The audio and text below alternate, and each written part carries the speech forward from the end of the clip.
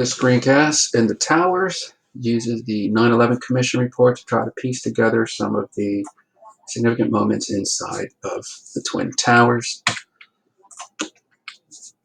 If you want to read a fascinating or listen to a fascinating survivor story, please look up the Brian and Stanley story with regard to surviving in the South Tower as Flight 175 enters the building.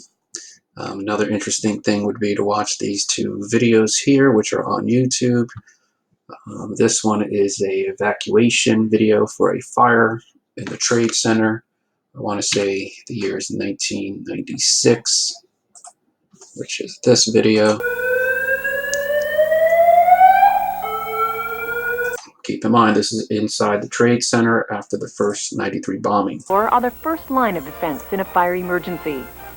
We want you to know what to do in an emergency and how to report an emergency to building reps to help illuminate staircases and other important areas. Cabinets on the landings house water-filled fire extinguishers. However, World Trade Center can gain easy access and conduct another search as quickly as possible.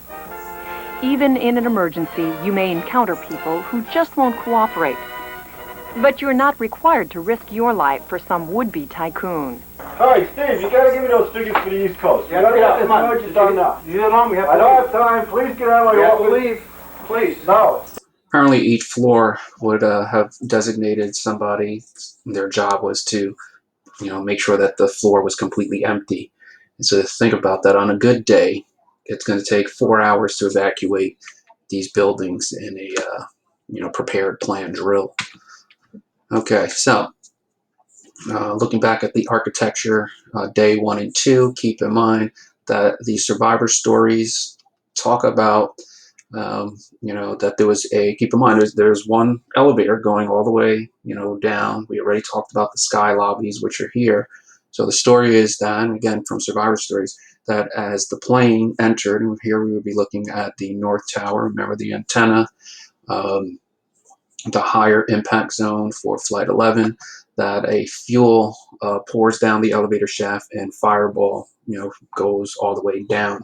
There were people, survivor stories claiming that, the elevator doors would fly open. They're getting their morning, paper or whatever, maybe a bagel, and then doors fly open and there's a fireball. Sprinklers possibly not working above the impact zone.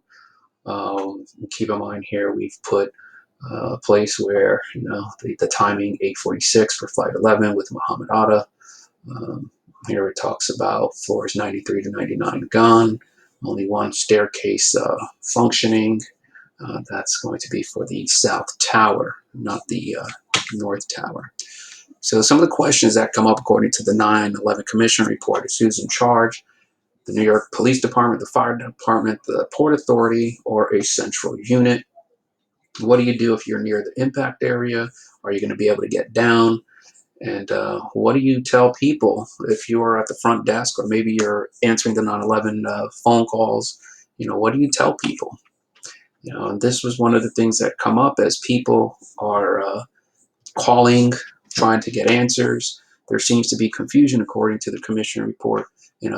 Stay where you're at, evacuate, go up. What do we do? Can we go up onto the roof? Are people going to be able to rescue us from there? So it's just imagine people are calling and, you're the person answering the phone and you really don't know what to tell these individuals. And that seemed to be one of the issues that the 9/11 Commission report brings up, that there was a lot of confusion. People just did not know what to tell the people as they're calling from the North Tower and then eventually the South Tower. The decision to evacuate both towers is made at 8:57. Keep in mind, time is crucial. If Flight 11 is 8:46, we're talking about 11 minutes. They're making the decision to evacuate both towers. So you have, within that time frame of 8:46, you are at the mercy of whatever people are telling you, whether it's the floor, person that's responsible for clearing the area, whether it's the your boss, and all of these people probably just not going to say anything because they don't quite know what's going on as well. We talked in the architecture one about the impact of the transfer hallways as well as the sky lobbies, and how you would definitely have to have some awareness of where staircases go, especially when they exit that transfer case and so on. Um, what if you're in the lobby? So this right here is 857. Again, it's 846. You have all of this gear. Do you go up? That's your job. I guess that's going to be something that you are going to have to deal with, as far as going up. Some statistics from the 9/11 Commission report. I always find this fascinating. More than 90% of survivors evacuated. They shut down their computers, changed their shoes, visit the bathroom. 8:55, the South Tower of the building is secure. Please return to your desk. So if it's 8:46 when Flight 11 goes into the North Tower, and at 8:55 you're working and you hear this announcement, the building is secure, please return to your desk, what do? Then they give an order at 9:02. Now notice that there is a discrepancy here. Evacuate both towers, 8:57.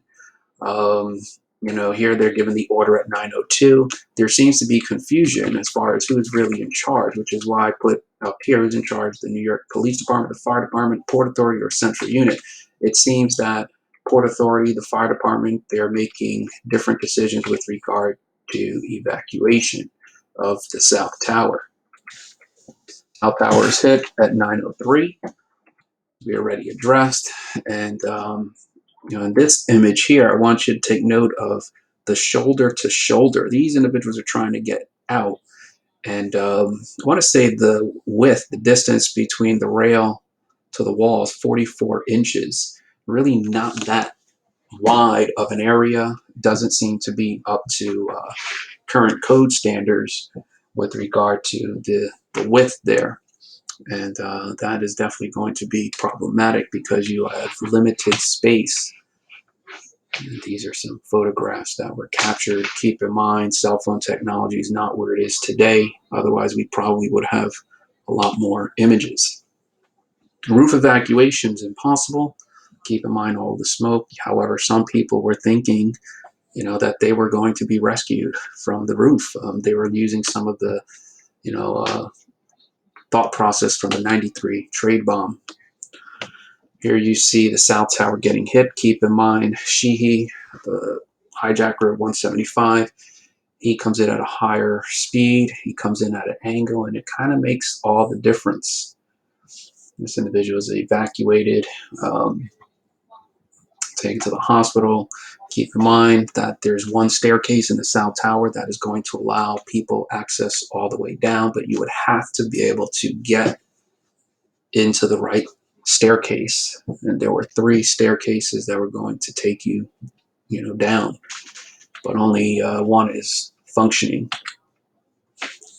What if you're trying to get through a door and there's debris or fire? You wouldn't know. Maybe you get in a staircase, that one staircase, and one of the doors is just not completely opening. Maybe you go back up and you get into one of those elevators that's definitely severed. Keep in mind that transfer case at the 82nd floor is what they're talking about. The 76th floor here. I mean, it's really going to depend which staircase you get in. According to the 9/11 Commission report, computer software can unlock all doors. However, the system is damaged once the planes go into the building. Here you see another image of the center column, which has all of the structural staircases and elevators. There's smoke coming up here, and all of these things are going to be problematic. Again, people are calling 911, and we don't quite know what to say.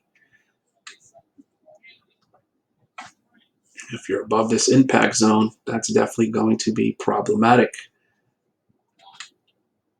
This is a weird thing here. I don't know what your thoughts are going to be on this, but this is a simulator.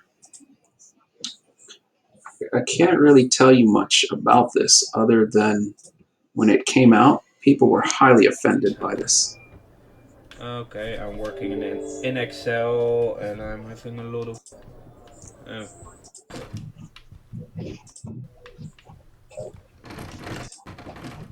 Oh. Too. It's starting to get real hard for me to stay here. Now. A plane flew in. Who's gonna leave me alone? What the fuck? Who's gonna leave me alone?